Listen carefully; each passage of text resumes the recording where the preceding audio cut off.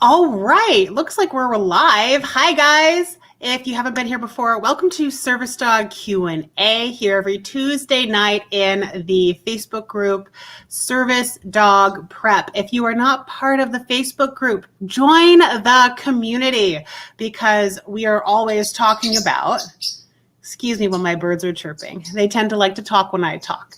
But they might settle down a little bit too if I talk a little bit more quietly. So welcome if you guys haven't been here before. Hi, my name is Caitlin Bird. I am the admin of the group. I also am the owner of Caitlin's Animal Training Services, as well as the lead trainer for the program, The Unstoppable Service Dog. Welcome everybody here. If you are viewing this live on StreamYard, please give StreamYard permission so that when you're commenting down below, I can see your name and I can see where you're coming from. Because otherwise I'm not going to know who I'm talking to. So definitely please give StreamYard permission. So welcome here, guys. Who is here? Where are you coming from? Today I wanted to talk a little bit about puppies. More specifically, bringing home your new puppy. Now, I know there's a couple of you out there that are currently in the process of bringing home a new puppy or choosing a puppy, and maybe you haven't had one in your home for a while. Well, you guys are in luck because I am living this right now in my own home with my very own 14-week-old puppy. He is an Australian Coolie by the name of Reaver. So he's actually here in this playpen behind me. If you guys want to take a look real quick, I'll go ahead and show you. He's doing really good. Last time I was live, oh my gosh, he had to go potty. There was a million things to do, but now he's chilling and he's taking a nap because it's so late. So that is Reaver, and he just turned 14 weeks today. I can't believe how much he's growing, but he's amazing. I love him to pieces, and he's fantastic, and he's been a great learning experience for me as well. So I'm not seeing any comments coming in, but I know you guys are here with me, so bear with me a moment while I go on to the Facebook group, and maybe I'll be able to see some of your comments over there. But anyways, with puppies, it's super important. Okay, I can see comments in the Facebook group now. Let me know who's here. I would love to get to chat with you guys. And of course, since this is a Q&A session, feel free to ask questions live as I'm going. Hi, Kelly. Nice to see you. Kelly she is actually in the Unstoppable Service Dog program, and she has one of Reaver's litter mates. And Priya is training to become a service dog for Kelly. So hi, welcome you guys. So this live is really geared for the people who are thinking about getting a puppy, haven't had a puppy in a long time, are in the process of picking a puppy, or even recently brought a puppy home in the first couple weeks, okay? So what I want to go over are two main things. One is separation, and two is biting and chewing and gnashing, okay? So one of the things that I was somewhat prepared for, but didn't really realize as much when I brought Reaver home, is that there's some puppies in the litter of puppies from the breeder that you're choosing. Some of them are going to be more human focused, and some of them are going to be less human focused. Now, ideally, right, oftentimes the dogs that are more human focused also are more prone to separation anxiety behaviors. Okay. And that holds really, really true, right? And if you guys don't know what separation anxiety is things like whining and crying at the door when you leave, barking, sometimes destroying things in the house, lots of frantic pacing behaviors, can't settle, can't calm down, can't, figure out, like, can't eat while you're gone, right? So those are all behaviors that are related to separation anxiety in dogs. And oftentimes what you will find is that dogs that have a lot of handler focus also tend to gear towards a little bit more separation anxiety. So a lot of service dogs out there may already have this potential. And it's really, really important that if you haven't thought about this and you're trying to bring home a new puppy, you're thinking about it, you really need to know what you're doing with that separation anxiety. And typically for puppies, it's a really stressful time, right? So when I went over to go to my breeder's house, I picked up my puppy and I made sure I knew he does have good handler focus, but it's not to the point where it's excessive, right? So when I was picking a puppy, I really wanted like some handler focus, but I didn't want a dog that was crazy over the top, lovey-dovey. So he does have some ability to be a little bit sad and wary when I leave or when people leave. Even when my boyfriend, he's walking around upstairs, even when he leaves, like he's a herding dog. So he's very aware of who should be where and who's doing what, right? And if somebody leaves, he does get a little bit concerned. So he's actually, in the past month and a half, he's made some great strides with that. And when you're bringing these kinds of dogs home, you have to remember that you need to go slowly and at their pace. So, for example, with Reaver, since I knew he kind of already had that ability, I made sure that I made him feel safe. How do you do that for a young puppy? You keep them with you in their lap, in your lap. You don't put them in a crate and put them in the back of the car unless the breeder has already worked with them on that kind of stuff, right? But you have to keep in mind, you're taking this dog from everything that they've known for all their life, which is only two months or so, right? Depending how long your breeder keeps the dog. Some breeders keep them for 8 weeks. Some breeders keep them for 10. It really just kind of depends. And there's a lot of different reasons why some breeds you might want to keep longer than others. Now, so he rode in my lap the entire time. And that also helped me learn a bit more about when he needed to go to the bathroom, when he got hungry, when he got thirsty. And it gave me a little bit of an edge to understand where he was coming from and learn about my puppy as we were going. Okay, so if you can do something like that, it is very, very helpful to have that puppy in your lap. Hi, Michelle. Hi, Nancy. Nice to see you guys here. And Maverick, nice to see you. So after that, right, we get the puppy home. I don't just throw him in a crate. I don't just, actually, I did make one big mistake. I made one big mistake when we got home because he was still learning about the leash. Hi, Jessica. Nice to see you here. Facebook user. Hello, I'm at work, so I'll catch up when I get home. Awesome. So make sure to, when you are logging back in, give StreamYard permission so that I can see who you are, okay? Because I'll get like a whole bunch of you that are unnamed, and then you'll start talking, and I think it's like the same person. So make sure that you give them permission so I can see your name from where you're coming from. Okay. Hi, Jessica. Nice to see you. Nice to see you. So the big mistake that I made with Reaver, and it was a small mistake, but it happened on the first day. So it kind of affected a lot of what happened after that. Awesome. Okay, will do. Awesome. And what happened is he still didn't know anything about leashes. Okay. And leashes, if you don't teach them early on about tension, it can freak them out. So I wasn't tethering him. I was kind of letting him run around and get used to the environment, right? Because every single time a dog comes into my home, I know that they don't know where they are. And it's because of that, dogs can be a bit more shy. Something that might clatter might scare them and will affect them not walking into the kitchen later on, or them not walking into the living room, or God forbid they were starting to enter their crate and now they think the crate caused that noise, right?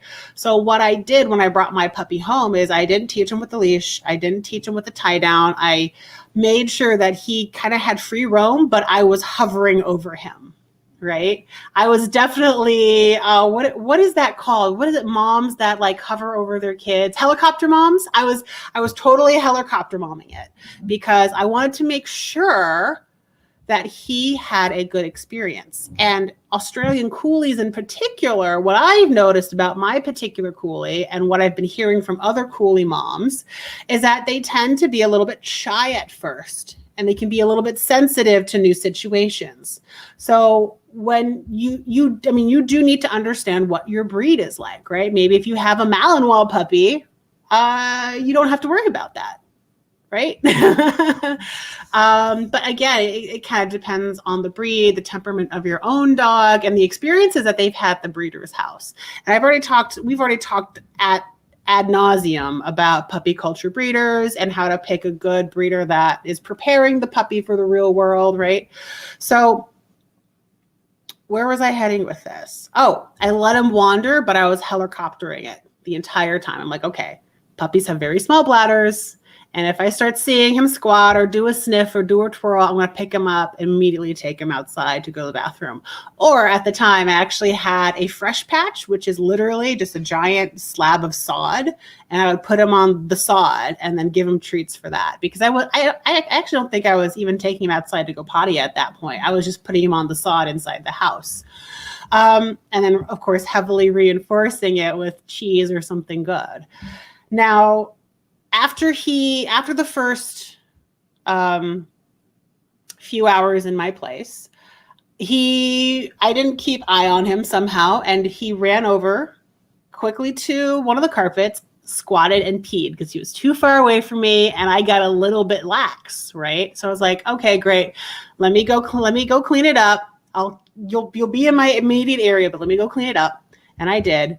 And then as soon as I got done cleaning it up, guess what he did again? Went back to the exact same place and he peed. And I was like, okay, I can't keep doing this back and forth. I can't. So I picked him up. I put him in the playpen. I closed the door and I went to go clean up that pee. And what do you know? 5 seconds after I closed that door, he started to cry. And I'm like, I've had a big day. We just spent like 12 hours in the car from picking you up. We're tired. And I was like, okay, just go ahead, be in there and cry. And I cleaned it up and then I let him out. And wouldn't you know that I had to go back and retrain him being in that playpen because it freaked him out on the very first night. And that is where I made my big mistake. I threw him in the pen. I was tired. I was cranky, and I went to go clean up that mess. Now, fast forward a month and a half of work, working on the pen, reinforcing him being in there, making sure he gets his meals in there, sitting in the pen with him to sleep on his bed. He can now spend time in the pen without freaking out. If he wants out, he sits and he just looks at me and I will acknowledge him to come out. But that took a lot of time on my part, right? And that's what will end up happening sometimes when you mess up. So, and it's okay to make those mistakes. It's just don't make those mistakes over and over and over again, right? Again, you can see him right here, right? He's in a playpen and he's conked out, not freaking out, very calm. You can even see his belly moving with his breathing there. But yeah, that took about a month and a half of work. Oh, so cute. Give some hearts for Reaver, guys. Give him some hearts in the comments. He deserves them. Okay, so for the first few nights, I made sure, number one, I know puppies can't, like 8-week-old puppies, they can't hold their bladder. They don't often know what potty training is, right? So I made sure that I slept downstairs with him in front of his crate because he is cute, isn't he, Jessica? So cute.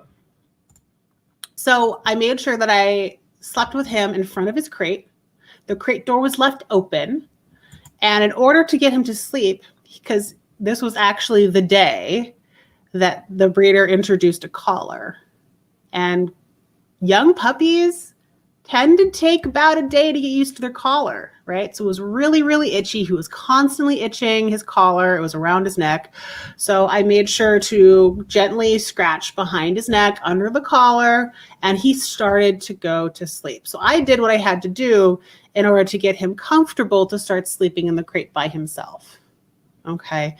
So it probably took about a week until I could actually close the crate door and cover it with him not trying to get out or anything like that. It was actually a very smooth process because, again, I went at his pace, I prevented the crying, and I made sure to do whatever it is I needed to do in order to make sure he got comfortable. And that's what it takes to be in the place of a serious trainer and training for service dog work. You do what you have to do to make sure that your dog understands the concepts, gets what they need to know, and feels comfortable while doing it. Because if your dog doesn't feel comfortable while they're trying to learn, guess what? You get frustrated, the dog fails, and you feel like giving up. Okay? So it's really important to make sure that your dog feels comfortable along the way. Okay, so that's the separation anxiety side of bringing a puppy home. Okay, and I gotta tell you, training him to go in the pen after that initial freak out was a lot harder than training him to go in the crate. Well, one, he did have some experience at the breeder's place, but I know a lot of the puppies whined before, and I didn't want any whining in the crate. I was like, nope, I don't want any whining in the crate. I don't want to start that. So when I started with a fresh slate, because he was in our home now, I systematically did it, and he doesn't whine at all for the crate when it's time to go to bed, right? But the other side of the coin is puppy nipping and puppy chewing. That's really what I want to get into here today as well, because I know a lot of you guys are, kind of struggling with that a little bit. So if you currently have a puppy, or if you're preparing to get one, this is some great information that you guys are going to want to keep note of. And some of the things that I've noticed with my puppy personally is that he's actually a really good dog. He's not much of a monster. He does chew, but he's not excessive with it. But what I've also noticed is when he doesn't get what he needs, he starts getting cranky. He starts to throw tantrums. He starts to have his eyes dilated and go crazy. Okay. And all of these signs that we're talking about, and he gets more mouthy, right? When his pupils get big, he gets mouthy. All of these signs start to accumulate, tells me that there's something in his environment that is encouraging this behavior, or that he might not be getting something that he needs.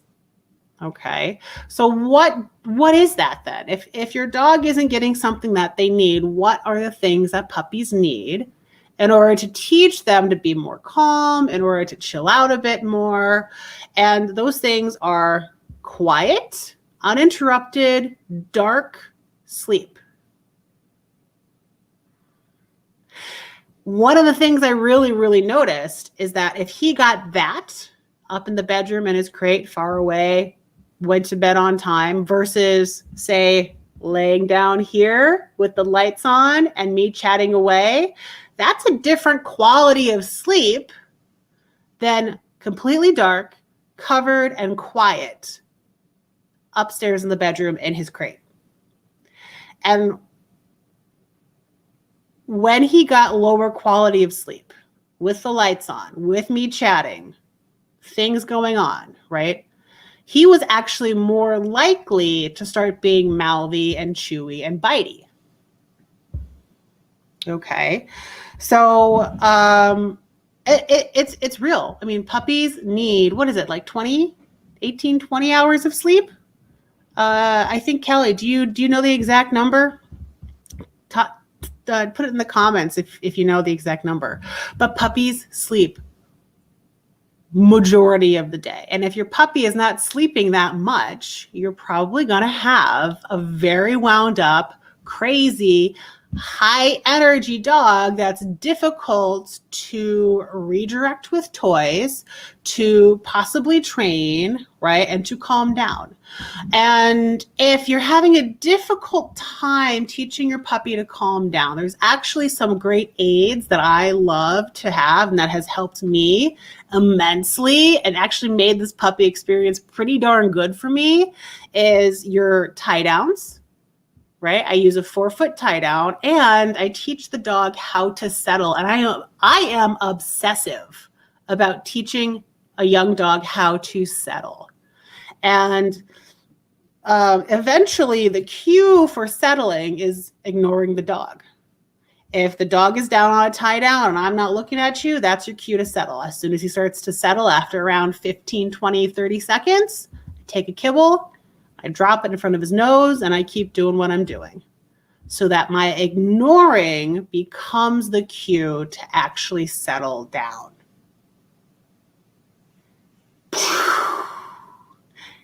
Is your mind not blown? Is your mind not blown right now? Because they don't teach this in standard dog training classes, right? Service dogs just need to act like a service dog without you constantly nagging cues at your dog, without you having to constantly tell your dog what to do. They should just know what to do and do it when the situation presents itself, right? Right? So all those naturally occurring cues, like me looking away from my dog, becoming a cue for my dog to settle down, is a part of that equation. Okay. And it's actually really easy to teach. I will be talking more about this in the upcoming workshop. And I do have a live workshop coming on the 16th of October. It runs for a week up until the 24th. I'm sorry, 16th of November, not October. That's past. The 16th of November until the 24th of November. And I'll be teaching you guys, if that's something that you want to learn, how to teach your dog to calm down and calm themselves down or go to sleep. You want to put that on your calendar, okay? So I will be actually teaching a lot of that during the workshop. So do we have any questions? Maverick, hello. Hello. All right. So let me see. Biting, nipping. Oh, and the nipping. Okay. A lot of, I'm sure you guys have heard this one, right? For those of you who currently have puppies that are biting and nipping at you, you've probably heard this one. Now, if you're already teaching your dog settle, right? You're teaching your puppy settle, and you're making sure your puppy gets the 18 hours of sleep they need every single day, very high quality, super dark, not a lot of sounds, right? If you're already doing all of that, you've probably heard of, oh, if he's biting at you or your clothes, you want to redirect with a toy. Now, oftentimes, I mean, this is fantastic advice, but oftentimes I'll hear people say it doesn't work. Why doesn't it work? Oftentimes I find out is because the toy is more boring than the other thing that the dog is chewing on. Now, how could that be? I mean, you're around all the time. You're always wearing clothes, and your puppy wants to grab onto your pant leg or your shoe or your sock, right? What makes these items so much more interesting than that toy you're offering? Well, one, the interaction, right? Oftentimes, this is really huge for children because kids are usually running around, moving their arms, moving their feet, scream really loudly, right? Those are all things that are super exciting for dogs, especially puppies. So they are drawn towards these actions like it's a magnet. Okay, screaming, running, crazy kids are magnets for puppies to go over and chomp and nip and bite on, which is why I also utilize tie downs, that 4-foot tie down, and to teach them settle and staying in one place as maybe somebody else is upstairs in the room, or the puppy's in the pen, or the puppy's in a crate, right?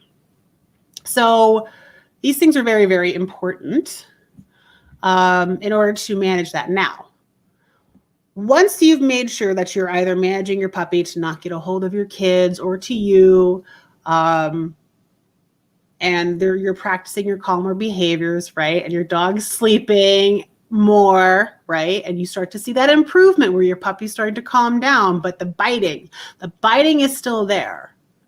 What I would start doing is say, okay, what can I do to make the toy or the other things he's supposed to chew on much more exciting and desirable than chewing on this? What can you do? Because that's the issue. Your dog you're trying to trade for a toy, but what you're trading for from that pant leg to the toy is garbage, right? That toy is garbage to your dog. He wants that pant leg. Why? Because you move, you scream, you talk, you give him attention. So what I do in order to make those toys much more reinforcing is I figure out, what is your dog's play style? Maybe they want a specific item to chew, and what you're offering isn't the same texture as your pant leg. So is there a toy that's soft and thin? Kind of like clothing, but it's a puppy toy, right? Maybe there's like a rag tied to the end and then there's a chewy part. There's a million puppy toys that are made like that. So what I do is I physically open my dog's jaw. I put the chewy toy in that is exactly the same material as what my puppy's chewing on, or God forbid, it's your dining room table chair, right? Well, maybe they need a wooden toy. Maybe they need some sticks that don't break up and don't have bark and things that they can swallow. Okay. So one thing that I like to do is I match the type of toy to the type of item that the puppy is chewing on. Okay. So that's one thing I do. The other thing I do is I make the toy much more exciting. So if your pant leg is currently the most exciting thing, usually because it moves and they like to play chase, grab a toy and play chase with it, right? Grab a stringy toy. One of my puppies, I've noticed a lot of puppies' favorite toys are Kong Wubbas. I don't know if you've ever heard of them, but Kong Wubbas have, especially the puppy version, it has this lovely ball knot. Yeah, a ball knot. A knot in the shape of a ball on top, some cloth material in the center, and then long dangly things. It almost looks like an octopus. And that is a great substitute to clothing because it actually kind of feels like it, and it fits really perfectly in their mouth. It actually goes all the way. It's so small and so thin and perfect that it fits way back in the jaws, which is an area a lot of puppies want to fit toys and items. If a toy is too big and they can't like gnaw on the back of it, they might not, the toy just might be too big and they don't get any of that chewing satisfaction from it. So those are some things that you're going to have to keep in mind. Okay. All right. Do we have any questions about chewing or about the separation anxiety in puppies? Do we have any other questions about service dogs in general? Let me know in the comments. Let me know. You guys are so quiet tonight. This is also streaming on YouTube. And I'm wondering, I've actually never logged in onto YouTube while I'm doing a live stream, so I'm wondering if there's comments down in here too.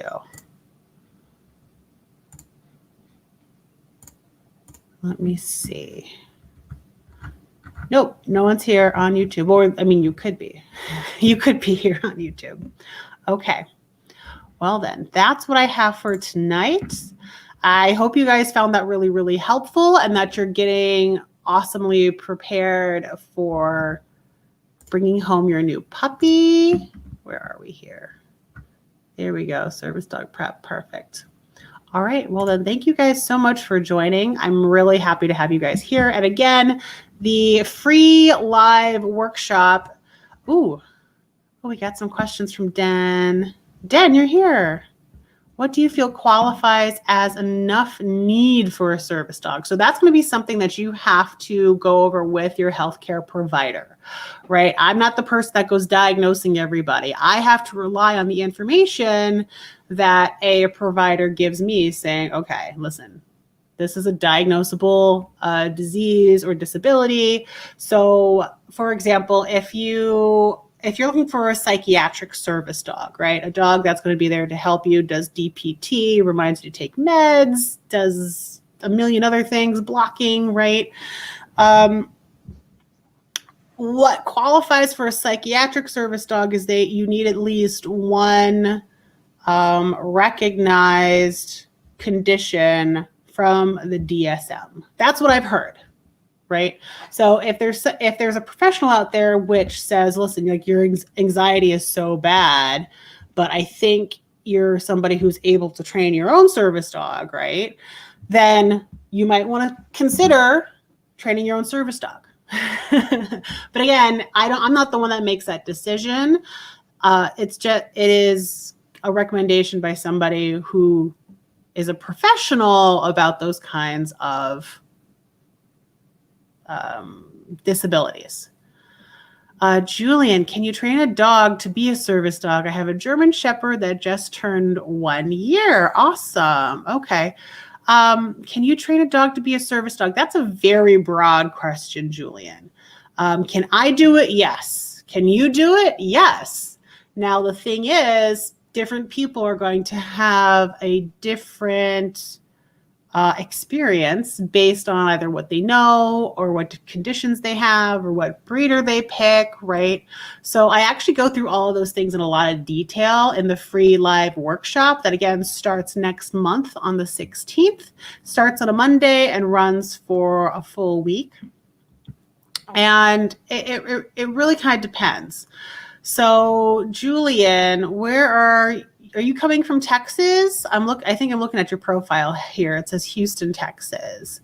So according to the ADA, and this blows a lot of people's minds because a lot of people think, I mean, we live in a world where everything is regulated, right?